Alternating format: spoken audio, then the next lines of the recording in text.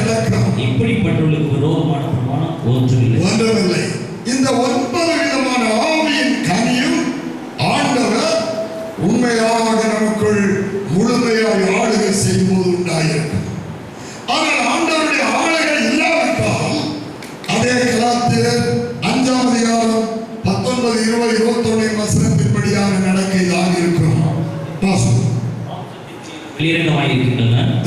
அவையாவன விபச்சாரம், வேசித்தனம், அசுத்தம், காமவிகாரம், விக்கிரக ஆராதனை, பகைகள், விரோதங்கள், வைராக்கியங்கள், கோபங்கள், சண்டைகள், பிரிவினைகள், மார்க்கபேதங்கள், பொறாமைகள், கொலைகள், தற்பெறிகள், களியாட்டுகள், இவைகள் எல்லாம் இருக்கும்.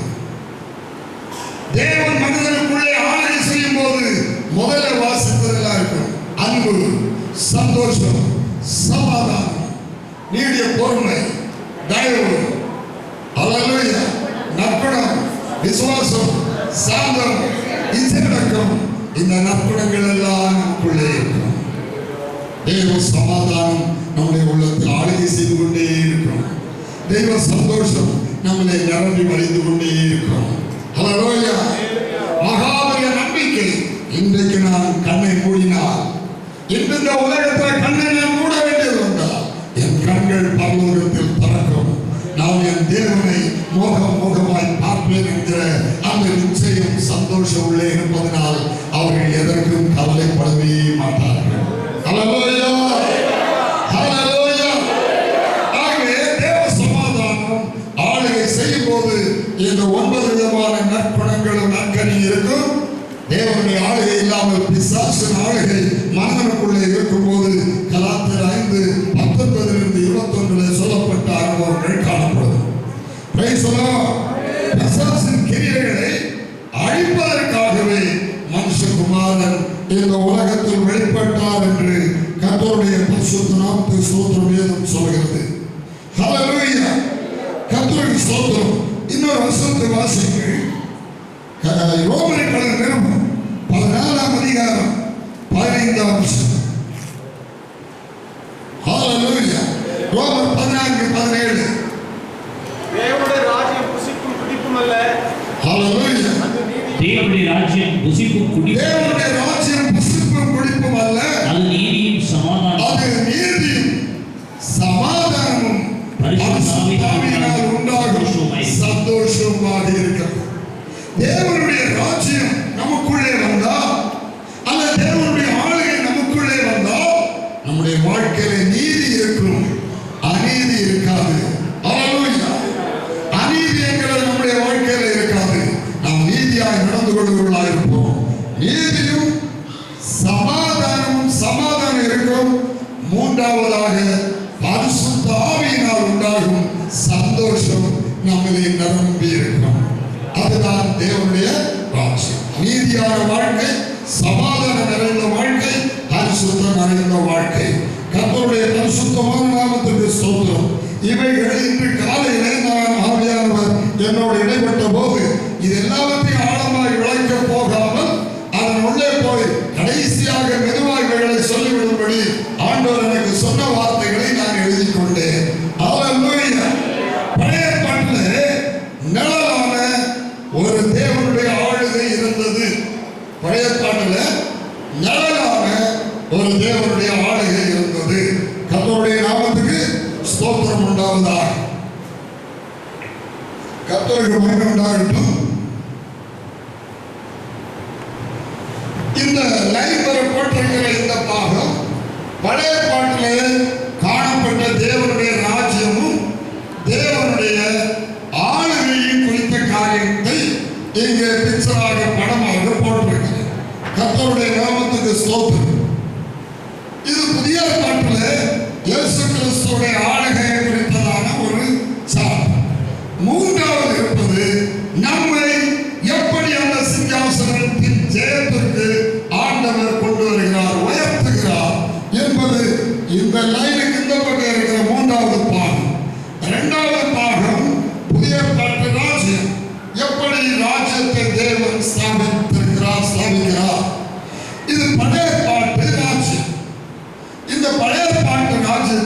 நியாயப்பிரமாண காலத்துல ஆபிரகாமின் சந்ததியார் 12 கோத்திர மக்கள் சேர்ந்து ஹல்லேலூயா தேவனுடைய ராஜ்யமாக காணப்பட்டார்கள். ரூபன், சிமியோன், லேவி, யூதா, இசக்கார், செபுலோன், ஹல்லேலூயா தான், நப்தலி, ஆசேர், மனாசே, இப்ராஹிம், பென்யமீன் 12 கோத்திரங்கள். ஹல்லேலூயா கோத்திரத்தை சேர்ந்த லட்சக்கணக்கான மக்கள். ஹல்லேலூயா 3 கோத்திரத்துக்கு ஒரு கொடி. ஹல்லேலூயா ஒரே ஒரு கொடிதான் உண்டு ஒரு நாட்டுக்கு. ஆனால் ஒரு கொடியை அவர் 4ஆக பிரித்து ஹல்லேலூயா 4 வித ஜெயத்தை காட்டுவதற்காக 4 கொடியை அவர் ஏற்படுத்தினார். ஒரே கொடிதான் 4 வித ஜெயத்தை வெளிப்படுத்துவதற்காக 3 கோத்திரத்துக்கு ஒரு கொடி, அடுத்த 3 கோத்திரத்துக்கு ஒரு கொடி, அடுத்த 3 கோத்திரத்துக்கு ஒரு கொடி, அடுத்த 3 கோத்திரத்துக்கு ஒரு கொடி. ஹல்லேலூயா 4 விதமான ஜெயத்தை காட்டுவதற்காக இந்த 4 விதமான ஜெயமும் தெய்வ மக்களுக்குள்ளே இருக்கும்போது சபை ஆசீர்வாதமான தேவனுடைய ராஜ்யமாக இருக்கும். ஹல்லேலூயா இந்த 4 வித ஜெயத்திற்காக ராஜ்யத்தை ஆண்டு மக்களை சரியான வழியில நடத்தி தேவனுடைய ராஜ்யம் அல்லது தேவனுடைய ஆளுகை மகிமையோடு இஸ்ரவேல் மக்களோடு இருப்பதற்காக 4 தலைவர்கள் அதற்காக நியமிக்கப்பட்டிருந்தார்கள். பழைய ஏற்பாட்டு காலத்தில் 1 புத்தகம் 1ஆம் அதிகாரம் 26ஆம் வசனம் 4 பேர் தலைவர். ஹல்லேலூயா சில காரியங்களை நான் சுருக்கமாய் சொல்லி உங்களுடைய அறிவுக்கண்களை திறந்து விட்டு நீங்கள் வேதத்தை படிக்கும் போது உங்களுக்கு லகுவாக இருக்கும்படி புரிந்து கொள்ளும்படி இதை உங்களுடைய உண்மையுள்ள மனதிற்கு நான் அதை கொண்டு வருகிறேன். 4 பேர் ராஜ்யத்திலே முதல் ஸ்தானத்தில் நிற்கிறவர்கள் 4 பேர். ஆனாலும் உமது அடியானாகிய என்னையும் ஆசாரியனாகிய சாதோக்கையும் யோய்தாவின் குமாரனாகிய பெனாயாவையும் உமது அடியானாகிய சாலமோனையும் அவன் அழைக்கவில்லை. அவன் அதோனியா அழைக்கவில்லை. அடியானாகிய என்னையும் என்றால் நான் தான் தீர்க்கதரிசியையும் ஆசாரியரையும் படைத்தளபதியையும் படைத்தளபதியையும் ராஜாவையும் சாலமோனையும் அழைக்கவில்லை. 4 பேர் ராஜ்யத்திலே முதல் இடத்திலே ஆளுகை இடத்திலே இருக்கிறவர்கள். ஒரு சிங்காசனத்திற்கு சீட்டுக்கு இதுக்கு எத்தனை காலம் இருக்கு? இந்த மேசைக்கு எத்தனை காலம் இருக்கு? 4 கால். 4 கால் சர்வ சாதாரணமாக ஒரு சேருக்கு சீட்டுக்கு இருக்கக்கூடிய 4 கால். கர்த்தருக்கு 3 கால் வச்சுக்கிட்டு உட்கார்ந்து பாருங்க. வசதி இல்லாம இங்க கொஞ்சம் நினைச்சிட்டீங்கன்னா கீழே வைப்பீங்க. கர்த்தருக்கு ஹல்லேலூயா 4 கால் சதா சேர்க்குள்ள 4 கால். கர்த்தருடைய நாமத்துக்கு ஸ்தோத்திரம். அதுக்கு மேல என்ன கால் வச்சுக்கலாம், எத்தனை நாள் வச்சுக்கலாம். ஆனா சாதா 4 கால். தேவனுடைய சிங்காசனத்திற்கு 4 பேரை 4 ஊன்று கால்கள் போல தேவன் வைத்திருக்கிறார். அது மட்டும் இல்ல, எசேக்கியேல் 1ஆம் அதிகாரத்தில் வரும்போது தேவனுடைய சிங்காசனத்திற்கு 4 ஜீவன்கள் தான் அவருடைய கால்களாக இருக்கிறார்கள். அவரை சுமக்கிறவர்களாக. அதை அப்புறம் பார்ப்போம். ஆகவே இந்த 4 தீர்க்கதரிசி, ஆசாரியன், படைத்தளபதி, ராஜா. படைத்தளபதியாக ராணுவம் முழுவதும் நிற்கிறது. ராஜாவை காக்கிறது படைத்தளபதி தான். ஹல்லேலூயா ஹல்லேலூயா ஆசாரியன் தான். ஹல்லேலூயா தேவனோட ஜனத்தை ஒப்புரவாக்கி பரிசுத்தத்துக்கு நடத்துகிறவர். ராஜா மக்களை ஆளுகை செய்து எதிரின் கையிலிருந்து பாதுகாத்து ஜனத்தை விளைத்து நடத்துகிறவர், போஷித்து நடத்துகிறவர். ஹல்லேலூயா கர்த்தருக்கு ஸ்தோத்திரம் உண்டாவதாக. தீர்க்கதரிசி காலத்தின் செய்தியை அறிவிக்கிறவர். ஜனங்கள் தவறி போனால் நீங்க போகிற வழி தவறு என்று சொல்லி போதி சத்தியத்தை நிலைநாட்டி சத்தியத்திலே மக்களை நடத்துகிறவர். ஆகவே இந்த 4 பேர் தேவனுடைய ராஜ்யத்திற்கு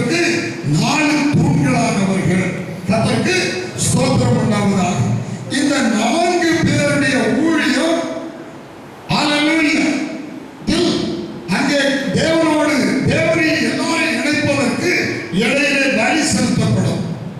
பலியினாலே தான் ஜனங்கள் தேவனோடு சேர்க்கப்பட முடியும். பலியினாலே தான் பரிசுத்தம். சங்கீதம் 50:5 நாம் வாசிக்கலாம்.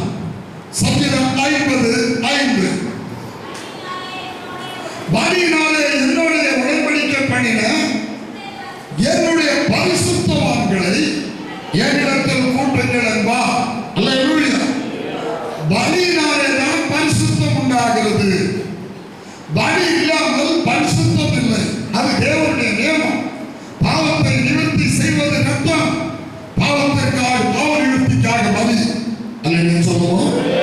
ஹல்லேலூயா ஹல்லேலூயா.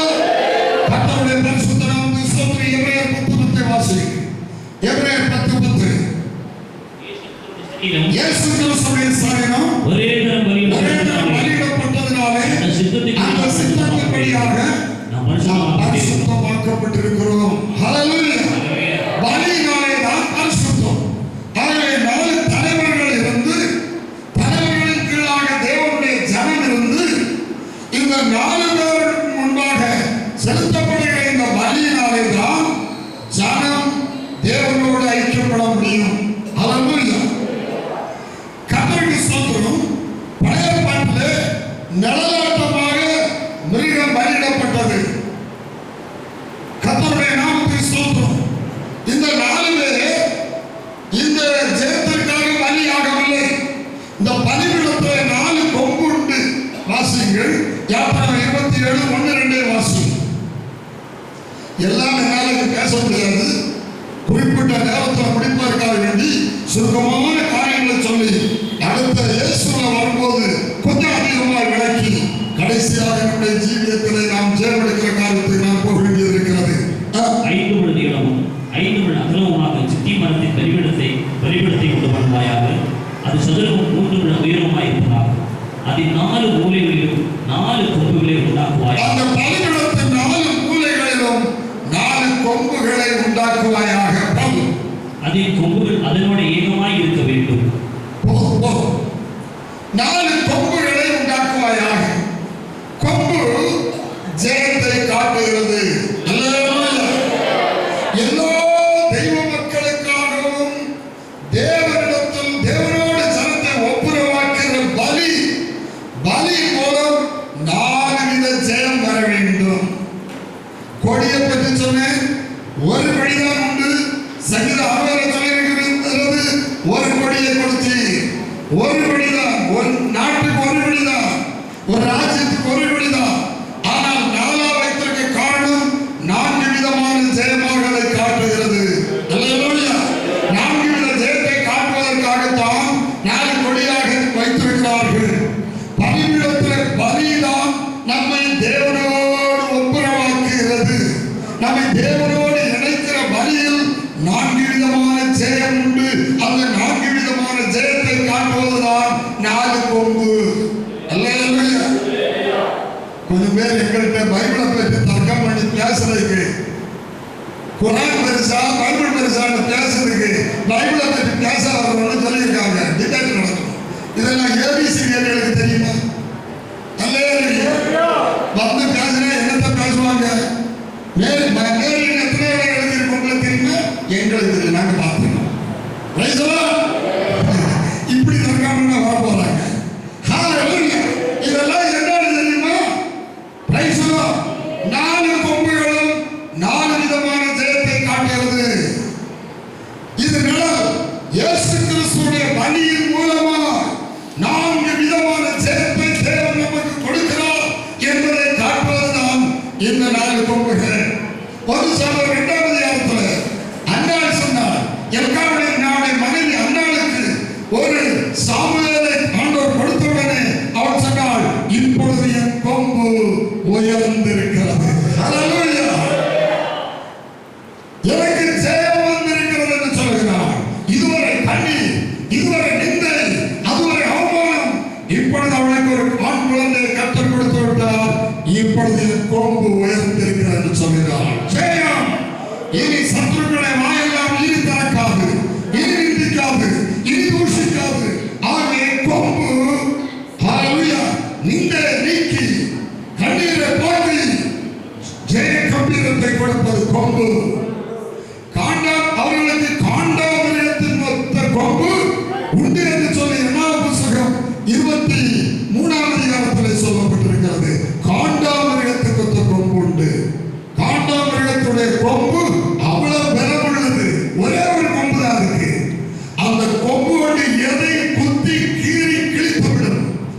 கொம்புக்கு முன்ன ஒண்ணு நிற்க முடியாது.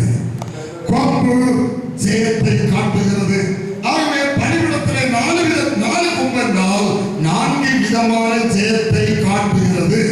அல்லேலூயா. நான் இங்கே சில காரியங்களை எழுதியிருக்கிறேன். அதாவது ஒரு கொடி சங்கீதம் 64 ஆக 4 கொடிகளாக. அல்லேலூயா. 4 வித ஜெய கொடி. அடுத்தது ஒரு நதி ஆதியாகமம் 2:10 ஆக 4 பெரிய ஆறுகளாக. தோட்டத்தை செழிப்பாக்க ஒரு நதி தான் புறப்பட்டது. ஆனால் 4 பெரிய ஆறுகளாக அது பிரிந்து தேசத்தை செழிப்பாக்கிறது. அப்ப எத்தனை பெரிய ஆறா பிரியணும்? 4 பெரிய ஒரு நதி தான், அந்த 4 பெரிய ஆறுகளாக. இதை மனதில் வைத்துக் கொள்ளுங்கள். இதனுடைய ரகசியங்களை பைபிளை நீங்கள் ஆழமாய் நேசித்து தியானிக்கிற மக்களாக இருக்க வேண்டும். இதை படிக்கும் போது நீங்கள் ஆழமாய் படிக்க வேண்டும். கர்த்தருக்கு ஸ்தோத்திரம். அடுத்தது ஒரு பலிபீடம் ஆனால் 4 கொம்புகள். அடுத்தது ஒரே ஒரு சுவிசேஷம் தான் உண்டு. நல்ல செய்தி. எத்தனை சுவிசேஷம்? ஒரே ஒரு சுவிசேஷம் தான் உண்டு. அது இயேசு கிறிஸ்து தான். இந்த சுவிசேஷம் இயேசு கிறிஸ்து தான் உலகத்துக்கு நம் செய்தி. ஆனால் 4 சுவிசேஷ புஸ்தகங்களாக, 4 சுவிசேஷங்களாக மத்தேயு, மார்க்கு, லூக்கா, யோவான். ஏன் 4 இருக்குது? ஒன்னு அவர் ஹல்லேலூயா தீர்க்கதரிசியா சொல்லுது, ஒன்னு அவர் ராஜாவாக விசேஷமா சொல்லுது, இன்னொன்னு அவர் ஆசாரியனா பிரதானப்படுத்தி சொல்லுது, இன்னொன்னு அவர் ஆட்டுக்குட்டியானவராக விசேஷப்படுத்தி சொல்லுது. 4 விதமான விசேஷங்கள் அந்த 4 சுவிசேஷத்தின் மூலமாய் வெளிப்படுத்தப்படுகிறது. ஆனால் சில காரியங்கள் சிலதை மறைச்சிருக்கும், சில காரியம் கூடுதலாக அதில் சொல்லி இருக்கும். இப்ப டிபேட்டுக்கு வரவங்க எப்படி வராங்க தெரியுமா? அந்த சுவிசேஷத்தில் சொல்லாதது இங்க இல்லாத அங்க. எது சரி? எல்லாம் சரி. இது யாருடைய கண்ணுக்கு தெரியும்? யோவான் புத்தகம் 22 வாசித்தோமே, ஒரு கண்ணுக்கு தெரியாது.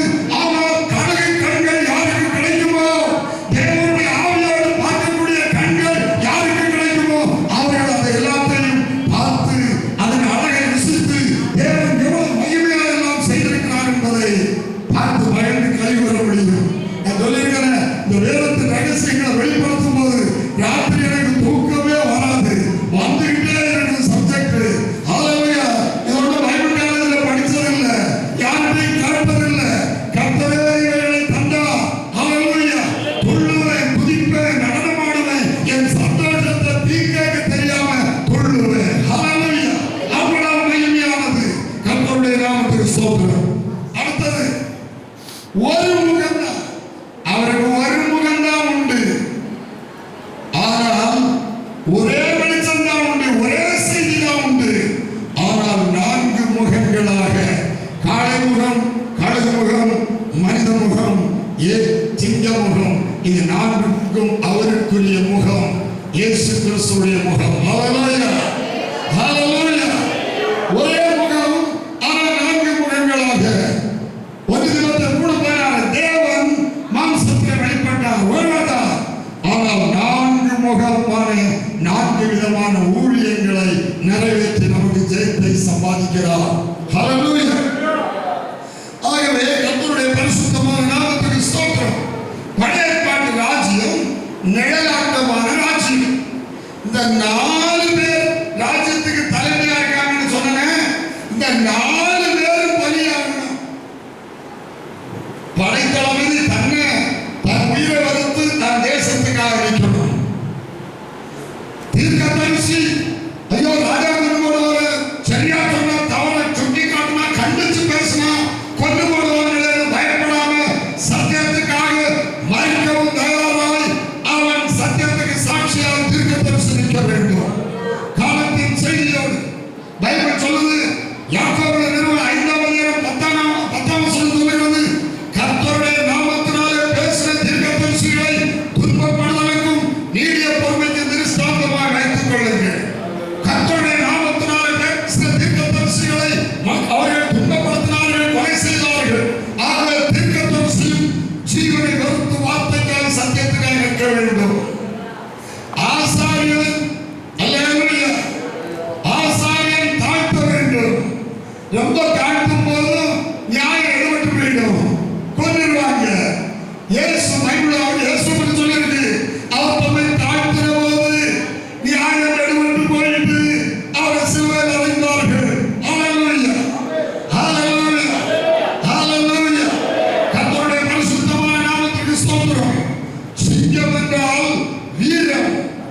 சிங்கம் வீரம்.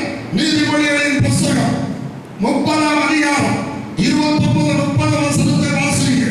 நீதிமொழிகளின் புஸ்தகம் 30ஆம் அதிகாரம். வினோதமாய் அடிவைத்து நடக்கிறவைகள் 3 உண்டு, வினோத நடைமுறைகள் 4 உண்டு. அவை அவன மிருகங்களில் சௌரியமானதும் ஒன்றுக்கும் பின்னடையானதுமாகிய சிங்கம். மிருகங்களில் சௌரியமானதும் எதற்கும் பின்னடையாததுமான சிங்கம். அல்லேலூயா. எதற்கும் பின்னடையாத சிங்கம். ஆமென். வெளிப்படுத்தல் 5ஆம் அதிகாரம் 5ஆம் வசனத்திலே மூப்பர்கள் ஒருவன் யோவான் அழுகிறான். சபையை நினைத்து அழும்போது அந்த முத்திரபுஸ்தகத்தை தனக்கு யாரும் இல்லை என்று கண்டு யோவான் அழும்போது அவர் சொல்லுகிறார், நீ அழ வேண்டாம். யூதா கோத்திரத்தை சிங்கமும் தாவீதின் வேறுபானவர் ஜெயம் கொண்டிருக்கிறார். ஹல்லேலூயா. மரணத்துக்கு அஞ்சாதவர், சாட்டைக்கு அஞ்சாதவர், காரக்குப்பைகளுக்கு அஞ்சாதவர், வஸ்திரத்தை உரிந்தபோது அவமானத்துக்கு அஞ்சாதவர், ஒரு நிமிஷமோ பாதிக்க மாறியா பின்னடையாதவர். ஹல்லேலூயா. இவ்வளவு கொடூரமான மரணம் வருகிறது, எச்சித்திரவதை செய்து கொள்ளுகிற மரணம் வருகிறது என்று அறிந்தவரும் யூதா கோத்திரத்தின் சிங்கம் ஒரு அடியோடு பின் வைக்காமல் முன்னே போய் என்னை பிடித்துக் கொள்ளுங்கள் என்று கை நீட்டிக் கொடுத்த யூதா கோத்திரத்தின் சிங்கம். மிருகங்களில் சௌரியமானதும் எதற்கும் பின்னடையாததுமான சிங்கம். ஹல்லேலூயா. சிங்கம் பயந்து ஓடாது. காட்டில் உள்ள எந்த மிருகத்தை கண்டு சிங்கத்துக்கு பயம் கிடையாது. யானை கூட சிங்கத்தை கண்டு ஓடி ஆகணும். ஆனா சிங்கம் பயந்து ஓடவே ஓடாது. அதுக்கு எதை கண்டு பயம் இல்லை. காட்டுல அதான் சிங்கம். இந்த